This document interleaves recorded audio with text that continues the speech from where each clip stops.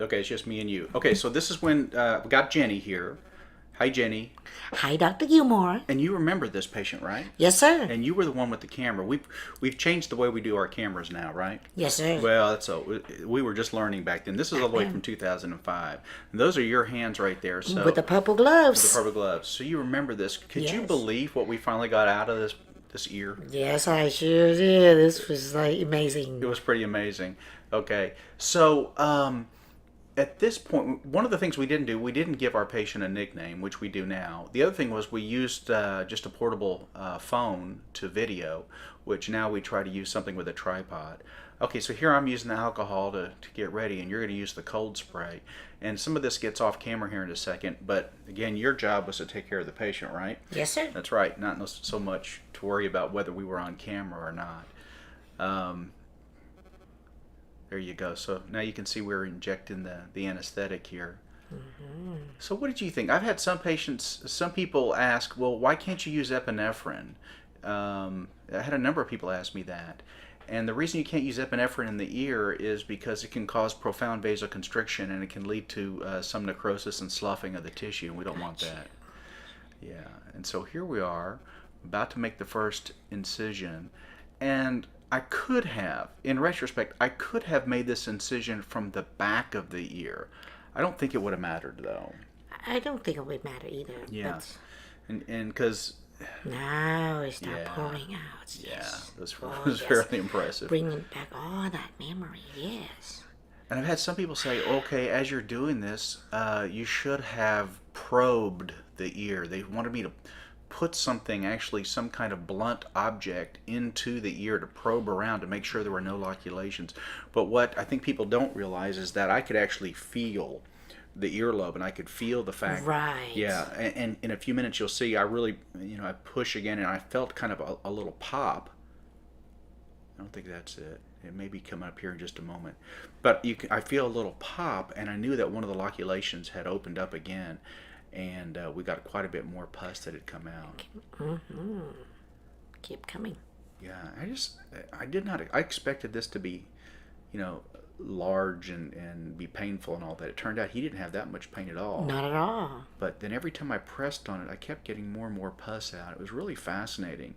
I think right there. Right there. Yeah. Yes. I could tell. I felt like one of those loculations or walled off areas had actually broken open. Yes. And then you can see a lot more pus and blood and everything comes out.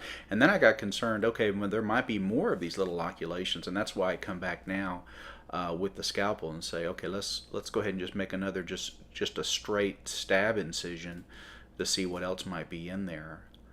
And of course we gave him instructions to come back the next day. We really wanted to follow up on this because I was concerned because of the size of this and the fact that it was on the ear, that this could recur, right? That's right. But he didn't come back, which was really kind of interesting. He did not follow up with this. He did take his medicines though, and when he came back, I could not tell which ear had been the one Wow. That we worked on. Because it had healed so well.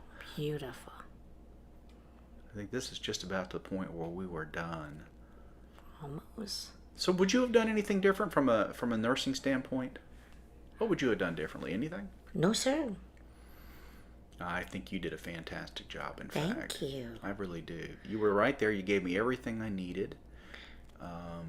And you still made a darn good video. Even though we were just really rookies in making these videos, you did a terrific job. And I did hold the camera / phone in one hand. Yeah. Yes, and worked on helping you out with my other hand. Wow. That's right.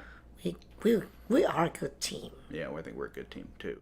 My name is Gabby, and I have been doing Restmore for almost a year and a half now, and I'm really, really persistent on this product. I love it. It has made me so where I just take 2 of them, and in about 30 minutes or so, I am relaxed, and I can go to sleep very, very well. It doesn't make me necessarily knocked out and completely drowsy, but it definitely puts my mind and my body in the right state to where I can go to sleep in a relaxed and calm state. Hey folks, to get rid of blackheads and blemishes the right way, get a Comedone extractor kit. This one here is the best we could find. It has a high quality to price ratio. It's got solid steel instruments, a compact case for traveling, and a good variety of tools for all your needs, including a lancet for whiteheads. Using an extractor like this is the easiest and safest method, as it reduces the chances of scarring and secondary infection. Use the Amazon link below to get a kit of your very own.